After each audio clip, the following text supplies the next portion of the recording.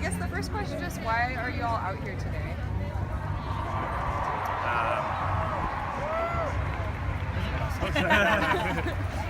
It just kind of seems like a universal ban based on religion, very un-American, and it affects me personally, so I don't like that.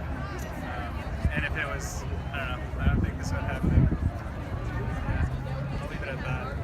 For me, like, I was raised in a very privileged household and white, and like, for me, I believe that unity is really important, and accepting all types of people, religion, and diversity is what makes America great. And the new administration, it's really trying to stop that and divide our country. And so right now we really need to unify more than ever.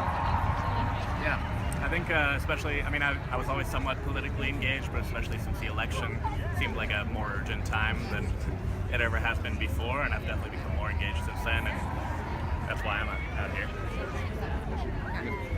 This is just a broad question. You can do like a yes or no, but like, is America great? Yeah. That's mixed reviews. Mixed reviews. In some regards, definitely, but it's on the decline, except for things like this where people are getting involved and people want to create a positive change. If only that got reflected higher up. Yeah, I'm gonna go with the no, actually. I don't think America's great.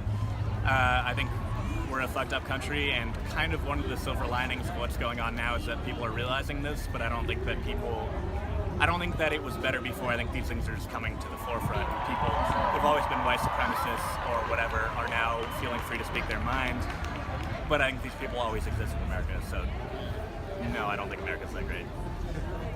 I would agree with him. Like, we were in a very complacent spot before Trump came in. Like, Obama was there, the Democrats were happy, and we thought, whatever, like, no way Trump can actually win. And with that complacency, people weren't actually stepping up to the corruption in our country. And so now that Trump is in office, I feel like that complacency is starting to wear away, and we're realizing this country is really fucked up, and it's really unequal, and we need to try and make it better from the ground level up. Especially as like younger folks, are you all afraid at all about our rights to protest, or just kind of, we are seeing some instances around the country where like it's getting challenged, so I'm curious what really... I think that's why it's important to do the protest in the first place, because we do have a certain amount of momentum behind it, and with the limiting of the press and the White House and all that, I think it is a potential threat to our freedom of speech. So I think as long as we keep the momentum, it's not going to stop. And even if they try to make it stop, I think it's just going to come back harder.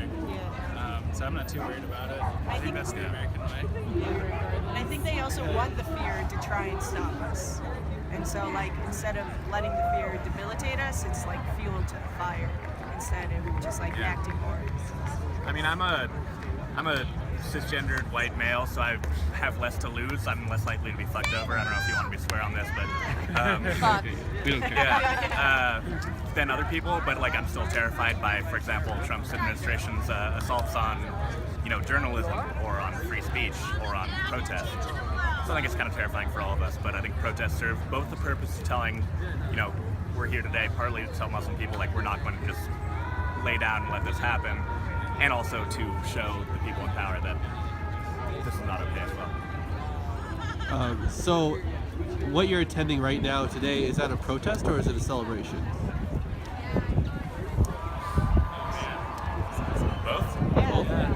Both a protest and a celebration. Celebration of our rights, protest of those going away. I definitely feel very, at the protests I've been to, it's a very like community-minded thing, and it's just like, it makes me feel better, and I think it makes a lot of people feel better to be out here. Like, it's nice to know they're like-minded people, and in that way it's a celebration.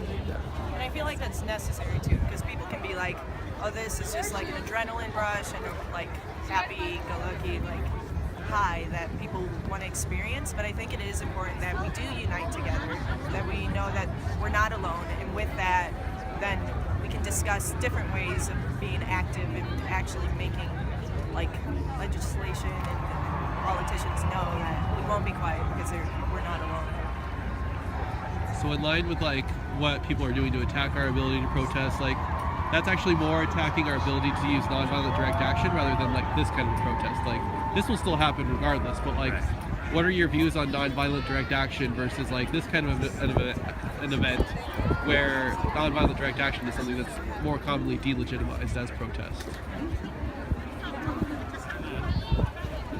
I wouldn't know how to begin answering. I just don't know about it. I don't think.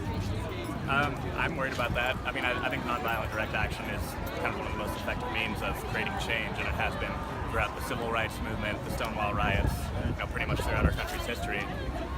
And I think that is really under threat. I mean, I think even I could make an argument in favor of somewhat violent direct action, but in terms of like destruction of property and stuff. But I guess it's a question of it's kind of on a tangent, but it's a question of like what looks best for our movement in terms of like I'm very much in favor of shutting down highways, breaking the occasional window, all that. Morally, I'm just wondering whether that is going to alienate more supporters or draw them to a cause. Yes. Wouldn't that kind of defy the idea of unity? If people are like legitimizing that side of protest as well? It can, and I think that's why I have a problem with some of, like, for example, the protests that happened at UC Berkeley, which turned into, a lot of violence and stuff, which alienates people. I mean, I think there's a different. I mean, people are talking about the punching Richard Spencer video, and I don't think that there's a problem with that because I don't think respecting the free speech of a Nazi is really a thing. Like, if someone's advocating genocide and is trying to get in power so they can enact that genocide, I don't think that's like a free speech right. I think that's violence in itself. But I do think that there's a fine line between that and committing violence against people who are just maybe to the far right, but not actually Nazis or whatever. So that protest was against Milo. Is he a Nazi? Right. I wouldn't say He's a white supremacist. He's a white supremacist, yeah.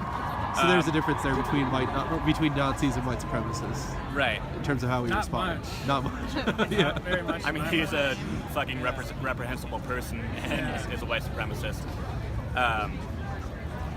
I guess a lot of people are talking about, is Trump a fascist or is he only acting like a fascist? I don't feel like that's a useful difference. If you're acting like a fascist, then you kind of are a fascist. I guess, to kind of wrap this up, in kind of a mix of what we are resisting or tearing down, say tomorrow there was almost like a clean slate. When you imagine the world upholding some of the values you all have mentioned, diversity, unity, and whatever that means to you, what are just some of the things that come to mind? Like, what does that world look like if we were going to totally create something different? Sure. Beige. Beige. Yeah, very beige.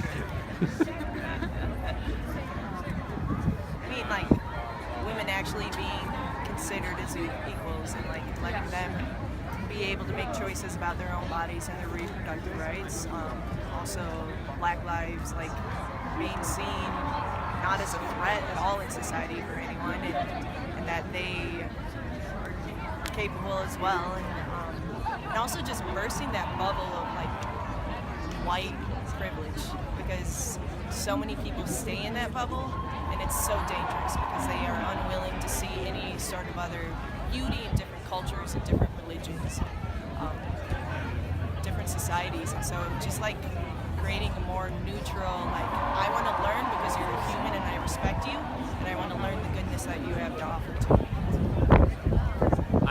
I'm in favor of all that, and I also think, though, that we're not going to address these issues with people treating black people like shit, or trans people, or gay people, without addressing some of the inherent class structure in our society. I think for example, the Democratic Party is going to have to drastically reform itself to be the party of the working class if they want to do anything. So I think that's something I'd like to see, is actually addressing the treatment of the working class. Yeah. A lot of people have said, moving to the left or socialist reforms have been impossible. Our history is unrealistic, but considering Bernie Sanders' campaign, the fact that Trump is our president, I don't think we can really talk about what's possible or not possible anymore. I think now is a very good time for making those changes.